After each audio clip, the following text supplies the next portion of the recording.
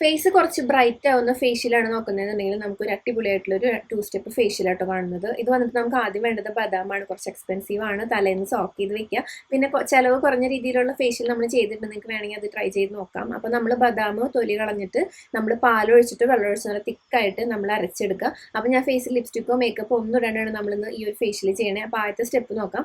നമുക്ക് ആദ്യം ഈ ബദാം അരച്ച് വെച്ചത് നമുക്ക് എടുത്തിട്ട് കുറച്ച് കേർഡ് തൈര് എടുത്തിട്ട് നന്നായിട്ട് മിക്സ് ചെയ്തിട്ട് നമ്മുടെ ഫേസിൽ ഒരു സ്ക്രബിങ് പ്ലസ് നമുക്കൊരു ക്ലെൻസിങ് ആയിട്ട് നമുക്കിത് ചെയ്ത് കൊടുക്കാം. അപ്പം തന്നെ നമ്മുടെ ഫേസ് കുറച്ചൊരു ബ്രൈറ്റ്നസ് നമുക്ക് തോന്നും. അതിനുശേഷം നമുക്ക് അടുത്ത സ്റ്റെപ്പ് നമ്മൾ നേരത്തെ അരച്ച് വെച്ചിരിക്കുന്ന ബദാം ആ ഒരു മിക്സ് എടുത്ത് അതിലേക്ക് കടലമാവ് അല്ലെങ്കിൽ വീറ്റ് ഫ്ലോർ അല്ലെങ്കിൽ റൈസ് പൗഡർ ഇട്ട് കൊടുക്കാം.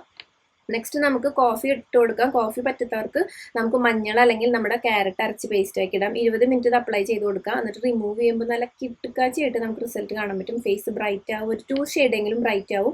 അതേപോലെ തന്നെ നമുക്കിത് ഫംഗ്ഷൻസ് വരുമ്പോഴോ അല്ലെങ്കിൽ എന്തെങ്കിലും ബ്രൈഡലിനൊക്കെ നമുക്ക് ചെയ്യാം കേട്ടോ. എന്തായാലും ട്രൈ ചെയ്ത് നോക്കാം.